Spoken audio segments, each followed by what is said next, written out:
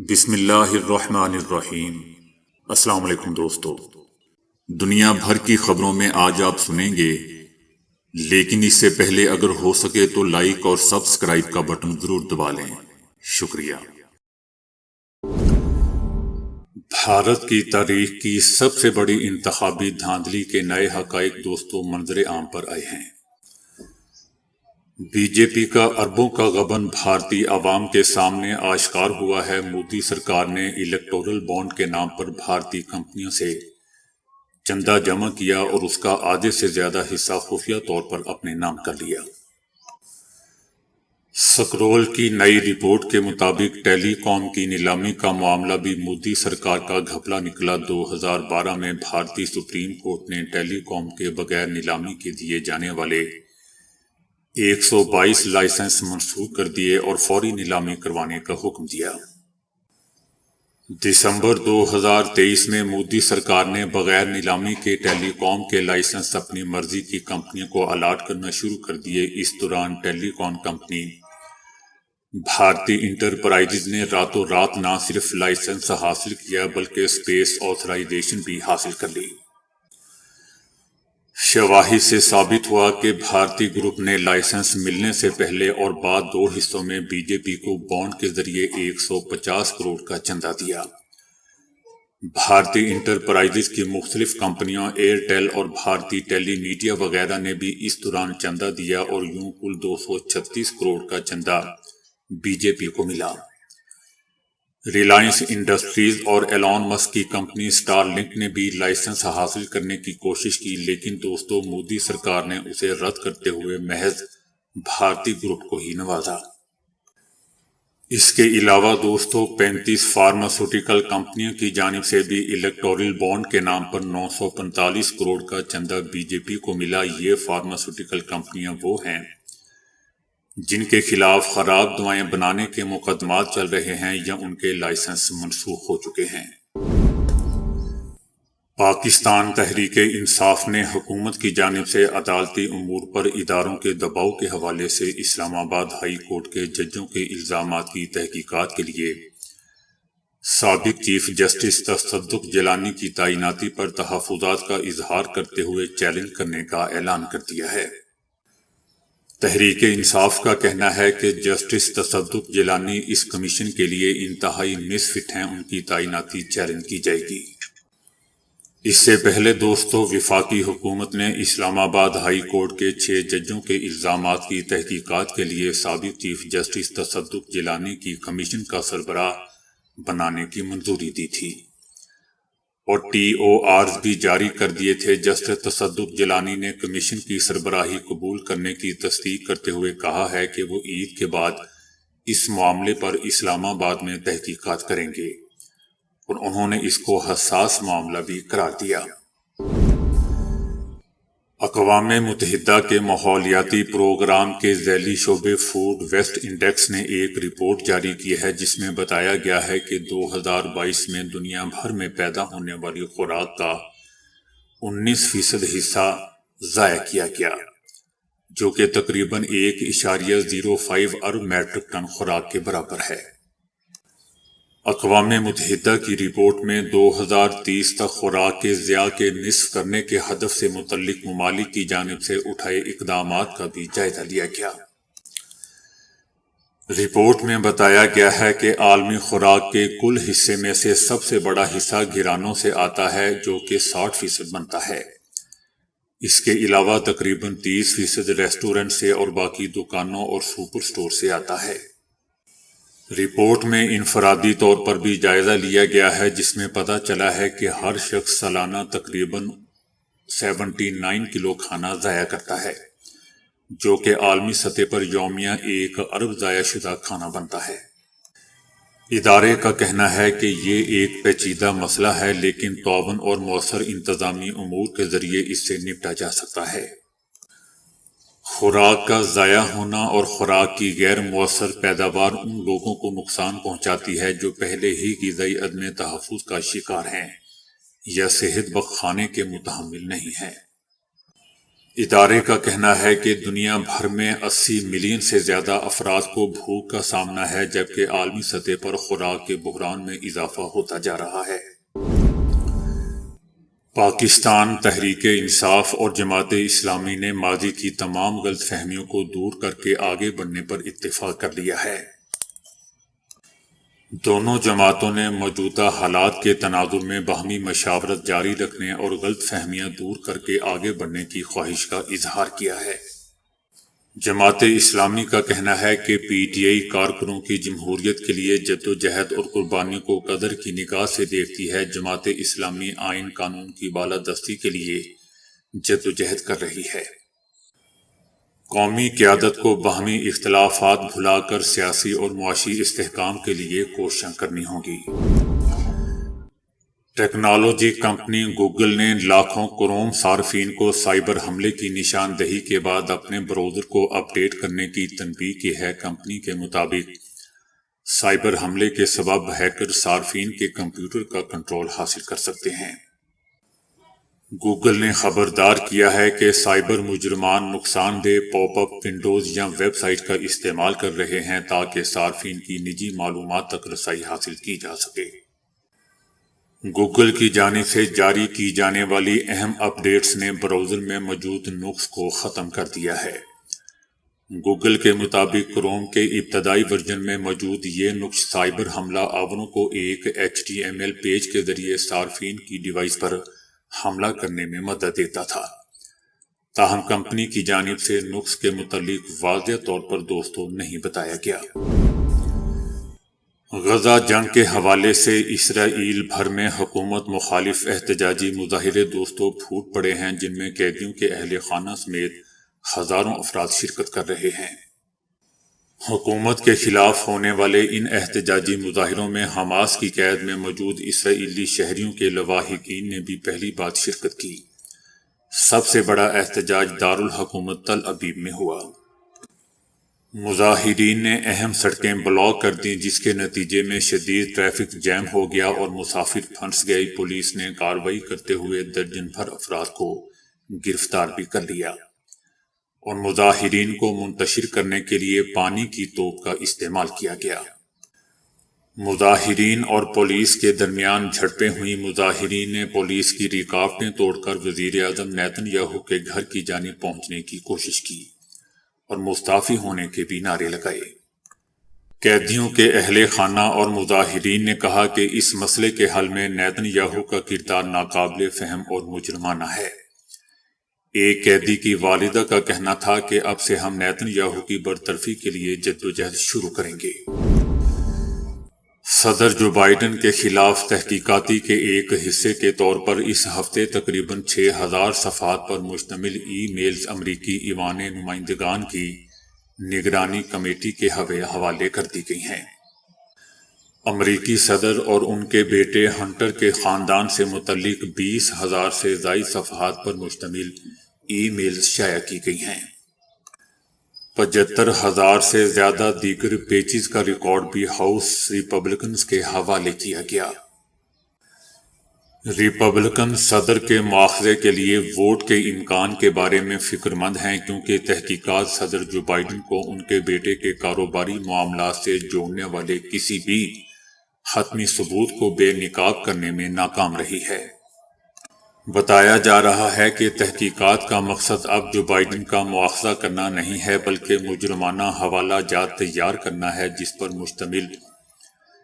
جس پر مستقبل میں ٹرمپ کی زیر قیادت محکمہ انصاف عمل کر سکتا ہے۔ مصر نے غزہ پر جاری مذاکرات کے تناظر میں دوستوں امریکہ سے کئی مطالبات کیے ہیں، جن میں رفح پر اسرائیلی حملے کی تیاری کے لیے غزہ کے ساتھ اپنی سرحدوں کو محفوظ بنانے کے لیے فنڈنگ اور حفاظتی سامان فراہم کرنا بھی شامل ہے۔ مصر نے حالیہ مہینوں میں امریکہ سے فنڈز اور نئے فوجی ساز و سامان کی اضافی کھیپ فراہم کرنے پر غور کو کہا تھا۔ اس سامان میں سیکیورٹی سسٹم، ریڈار اور دیگر سامان شامل ہیں۔ دوستو، یاد رہے کہ رفح کا شہر غزہ کے انتہائی جنوب میں مصر کی سرحد سے جڑا ہوا ہے، جہاں پورے غزہ سے نقل مکانی کرنے والے 14 لاکھ فلسطینیوں سمیت 15 لاکھ شہری عارضی طور پر پناہ گزین ہیں۔ مصری درخواستیں ایک ایسے وقت میں سامنے آئی ہیں جب امریکی، قطری، مصری اور اسرائیلی حکام کے درمیان ایک روڈ میپ تیار کرنے کے لیے بات چیت ہو رہی ہے، جو غزہ میں حماس کے زیر حراست باقی تمام قیدیوں کی رہائی کے لیے لڑائی کو روکنے کا باعث بن سکتی ہے۔ مصر رفح میں اسرائیلی منصوبے کی مخالفت کرتا آ رہا ہے کیونکہ مصری حکام کے مطابق یہ لاکھوں غزہ کے باشندوں کو جنوب کی طرف سرحد کی طرف بھاگنے اور مصر کی طرف جانے کی کوشش کرنے پر مجبور کر سکتا ہے۔ دوسری طرف اسرائیل کا کہنا ہے کہ اسرائیل کے لیے رفح پر حملے کو آگے بڑھانے کے لیے ہمیں مصر کی منظوری درکار ہے۔ یہ ان کی سرحد ہے جس کے بارے میں وہ فکر مند ہیں۔ یوکرین سے تعلق رکھنے والی 29 سالہ خاتون کا اسلام قبول کرنے کے بعد 24 گھنٹے کے اندر ہی انتقال ہو گیا۔ خاتون کو دل کا دورہ پڑا جو جان لیوا ثابت ہوا۔ خاتون روزے سے تھی اور اسی دوران انہوں نے اپنی جان دے دی۔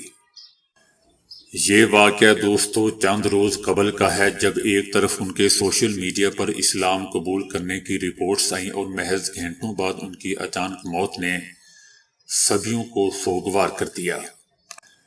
داریا جو کہ ایک مسیحی خاتون تھی جو دبئی سیاحتی سلسلے میں آئی، مگر انہیں یہ جگہ قیام کے لیے بہتر لگی تو انہوں نے یہاں روزگار کے لیے رکنے کا فیصلہ کر لیا۔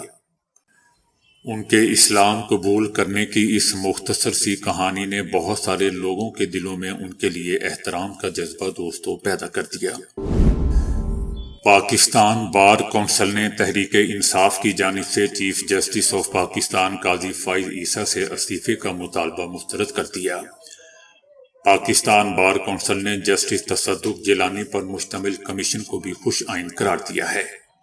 پاکستان بار کونسل نے ہائی کورٹ ججز کے معاملے پر چیف جسٹس پر تنقید کو بھی مسترد کر دیا ہے۔ پاکستان بار کونسل کے اعلامیے میں کہا گیا ہے کہ کسی ادارے کو بھی عدلیہ میں مداخلت کا اختیار نہیں۔ پاکستان بار کونسل اور وکلاء برادری چیف جسٹس آف پاکستان قاضی فائز عیسیٰ اور عدلیہ کے ساتھ ہے۔ برطانیہ کے سرکاری وکلاء نے اپنی حکومت کو دی گئی خفیہ رپورٹ میں اسرائیل کو بین الاقوامی قانون کی خلاف ورزی کا مرتکب قرار دے دیا ہے۔ برطانوی رکن پارلیمنٹ کی خارجہ امور کمیٹی کی سربراہ کا کہنا ہے کہ انہیں یقین ہے کہ حکومت اس نتیجے پر پہنچ چکی ہے کہ اسرائیل بین الاقوامی انسانی قانون کی پاسداری نہیں کر رہا، تاہم حکومت اس بات کو چھپا رہی ہے۔ برطانیہ میں دوستو سرکاری وکلاء کی جانب سے ایسی کسی بھی قانونی ایڈوائز ملنے کا مطلب یہ ہے کہ برطانیہ کو نہ صرف بلا تاخیر اسرائیل کو تمام ہتھیاروں کی فروخت بند کرنی پڑے گی بلکہ اس کے ساتھ انٹیلیجنس معلومات کا تبادلہ بھی روکنا ہوگا۔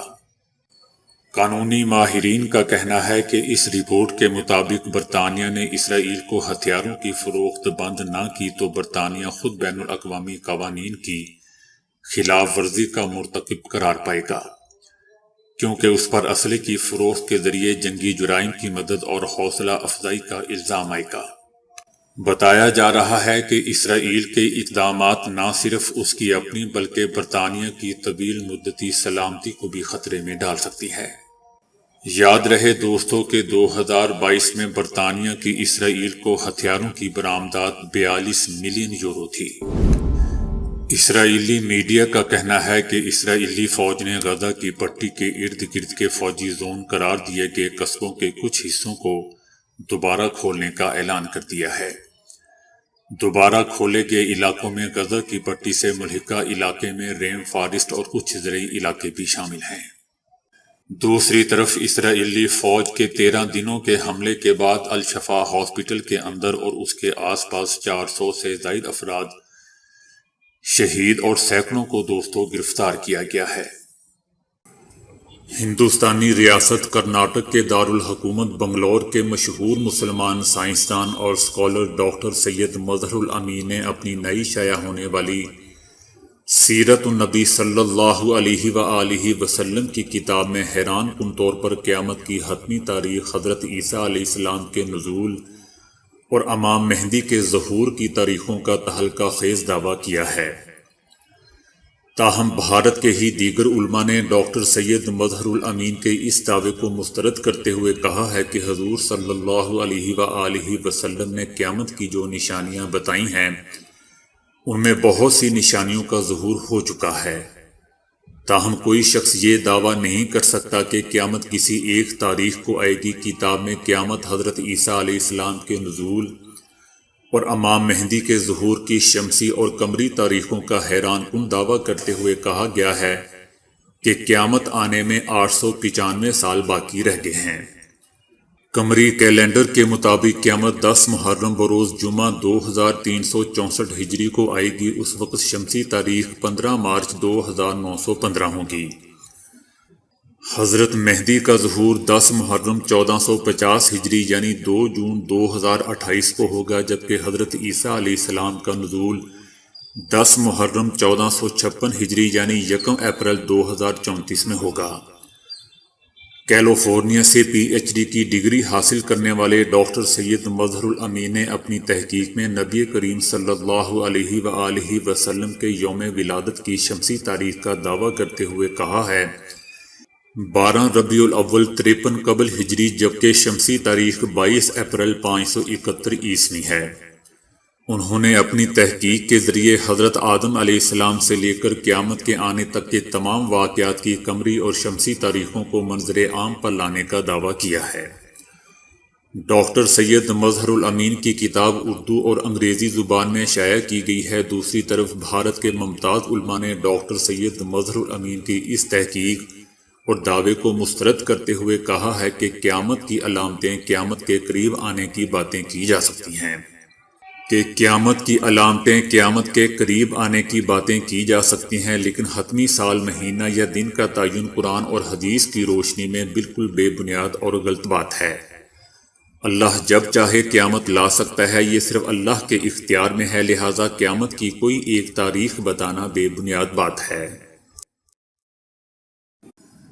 سعودی عرب کی شاہ عبدالعزیز یونیورسٹی سے منسلک ماہرین نے بجلی پیدا کرنے کا نیا طریقہ ایجاد کر لیا ہے، جس کے تحت پیدل چلنے سے کئی میگا واٹ بجلی پیدا کی جا سکے گی۔ اس ایجاد کے تحت سڑکوں کے نیچے خصوصی ڈیوائسز نصب کر کے ان میں بجلی سٹور کی جا سکے گی۔ ذخیرہ کی جانے والی بجلی کی مقدار اتنی ہوگی کہ اس سے حرم شریف کی تمام لائٹس روشن ہو سکیں گی۔ جس وقت انسان زمین پر قدم رکھتا ہے تو اس سے مخصوص قسم کی توانائی پیدا ہوتی ہے۔ اس توانائی کو محفوظ کرنے کی ضرورت تھی، جس کے لیے خصوصی ڈیوائسز اور سینسرز پر کام کیا گیا جو زمین میں مخصوص مقامات پر نصب کیے جاتے ہیں۔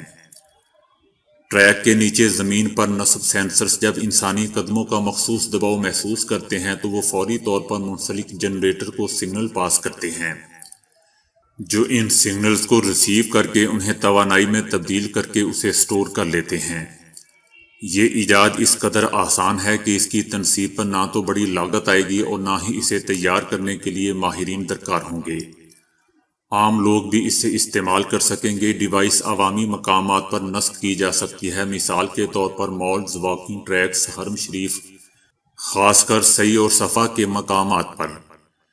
دوستو، میرے خیال سے یہ تجربہ سڑک پر دوڑنے والی ٹریفک پر بھی کیا جا سکتا ہے۔ تو دوستو، ابھی کے لیے اتنا ہی۔ ویڈیو کو لائک اور شیئر کرنے کا بہت بہت شکریہ۔